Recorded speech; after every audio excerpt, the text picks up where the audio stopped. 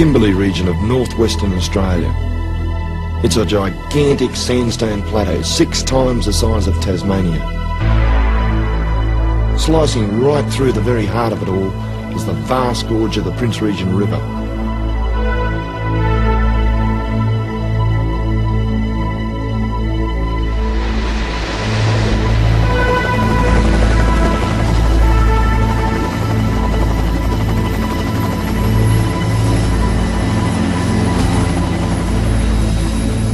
Because of the harshness of the land here, very few people have been through here, and some areas remain virtually unexplored. It's a trip that I've been looking forward to for a long time.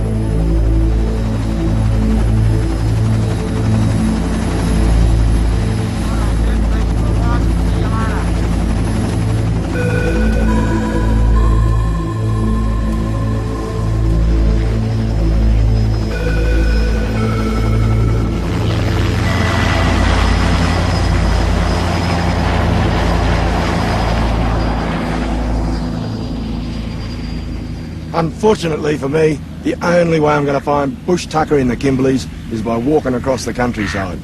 He'll be back in a couple of weeks to pick me up the other end of the Prince Regent Gorge here. At least he tells me he will. He's a mate of mine, so I hope he turns up. But before I go, I've got something very special to show you just behind these sand dunes here.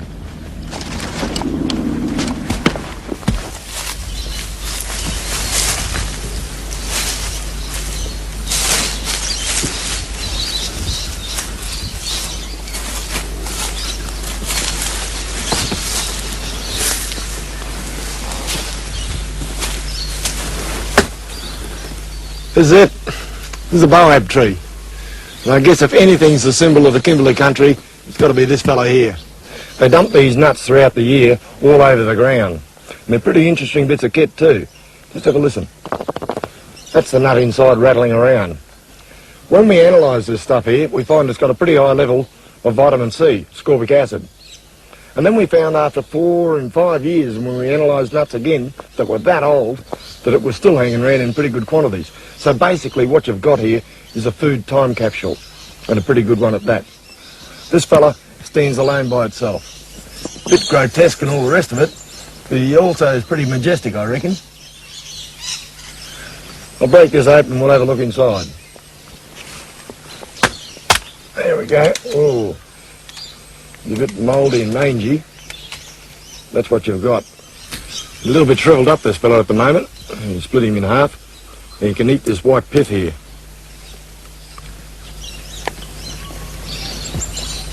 Tastes a bit like dry powdered milk, but it's not too bad. Well, I guess you could live off it. This particular tree is very important, historically. I'll show you on the other side.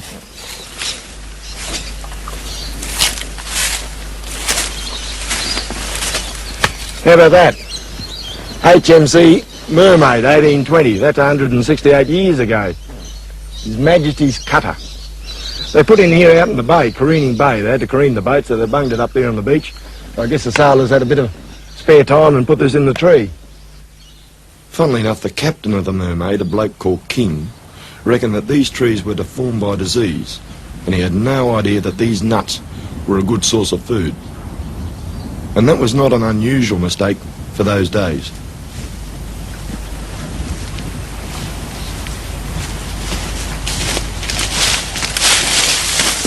Hey, look at that.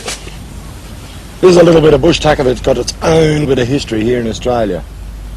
Back in the days when the sailors back there on that boab tree carved their name on the Mermaid there, this fella wouldn't have been growing here because he was only introduced from Argentina around about 1880.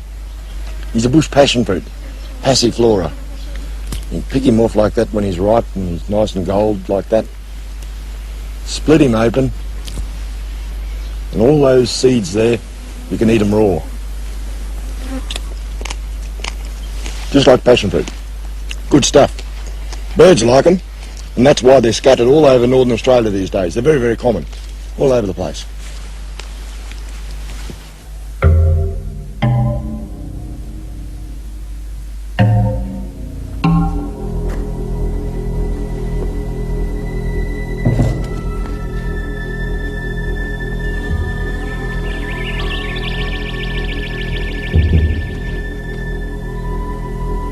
Of course, King and his men on the Mermaid were charting only the coastline. The interior remained unknown until an explorer called George Gray came up this way, and he landed an expedition right here in this gully. He was attempting to travel overland from here, in the Kimberley, all the way down to the Swan River, where Perth now stands. With him, he had sheep and ponies and dogs and all sorts of stores. Like most of the white fellas who came up here, they had no idea how to live off this land. They drove their stock over these barren-looking rocks, and yet there was a bit of a feed right beneath their feet.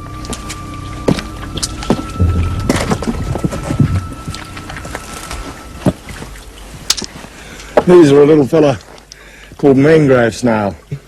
Well, I'll tell you what, Aboriginal people up here in the Kimberleys call them happy snails. They reckon once you eat them, they make you happy. The little characteristic about them is that they always crawl up out of the water. They're frightened of getting drowned, they tell me. You can boil them up and make a bit of an entree out of them. They're not bad either.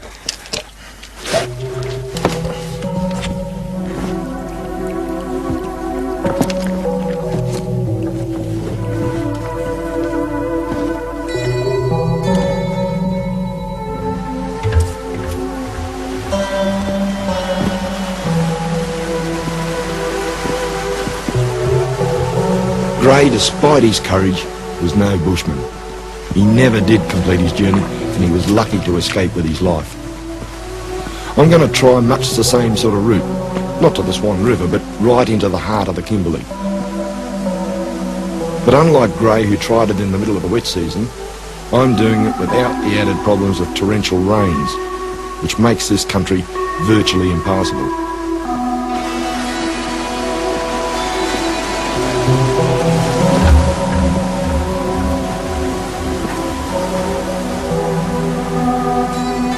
But even after all these years, there's still only one way to get up into the high country.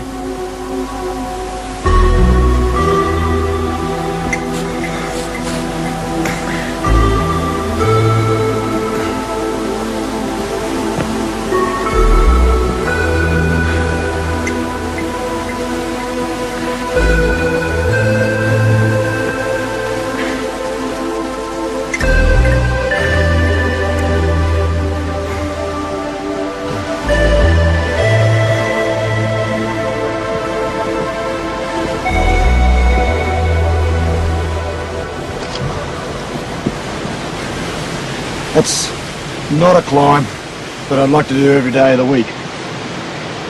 But the one thing it does do for me is separate me from the saltwater crocodiles. There's no crocodile going to follow me up here.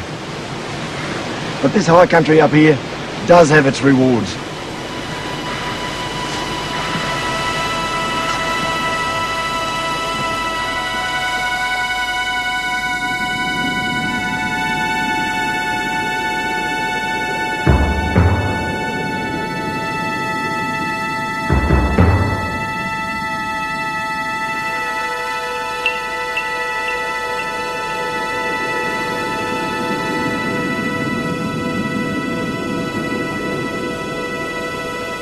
This has got to be one of the most spectacular sights that I've ever seen in Australia. I've flown around this area before, but I've never been up here on the high country, on the ground itself. And you look back over that basin there, the St George Basin, and I reckon you could fit half a dozen Sydney harbours in there. This whole area is just so mind-blowing at this hour of the day. It's tremendous. You know when you're here that you're the only person within hundreds and hundreds of miles. Back there, we've got all the gorges running off right back into the bowels of the Kimberleys. And one of those gorges, the Prince Regent, which is back over behind that knoll over there, goes right up into the country that I'm now going to go up into. This is absolutely superb to sit up here and look at all this country. Mind-blowing.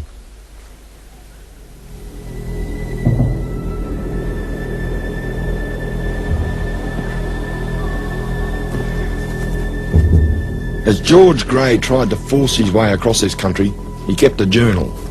In it, he described the area as being ruins of hills composed as they were of huge blocks of red sandstone, confusedly piled together in loose disorder. And I reckon that pretty well sums it up. Gray would have found it very hard going. I don't envy him one little bit. Particularly as he would have had no choice but to go up and down the gullies and the small valleys that crisscross the Kimberley. In these he would have found the rocks giving way to areas of lush vegetation. And if he'd known what he was looking for, a few surprises.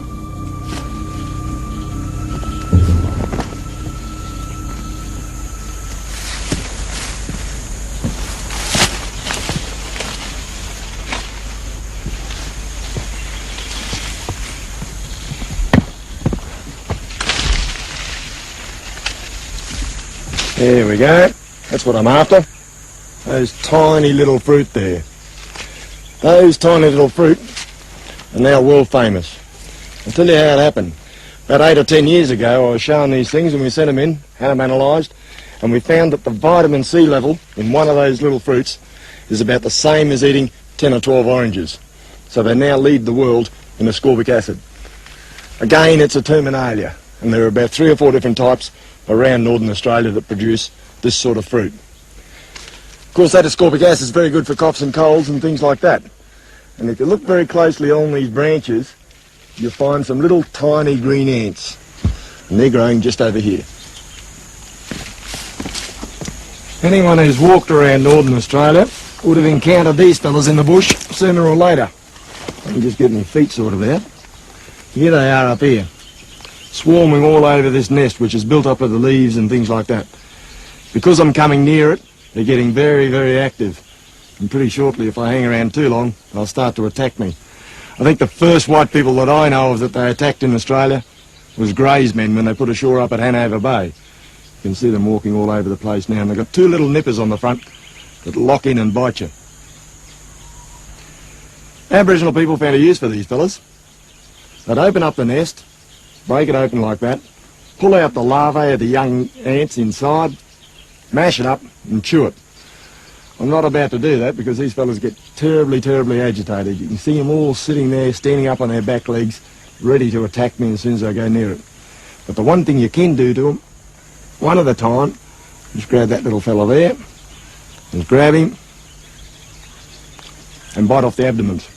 And they've got a very sharp, lemony, limey sort of tang. Not a bad thing for a taste.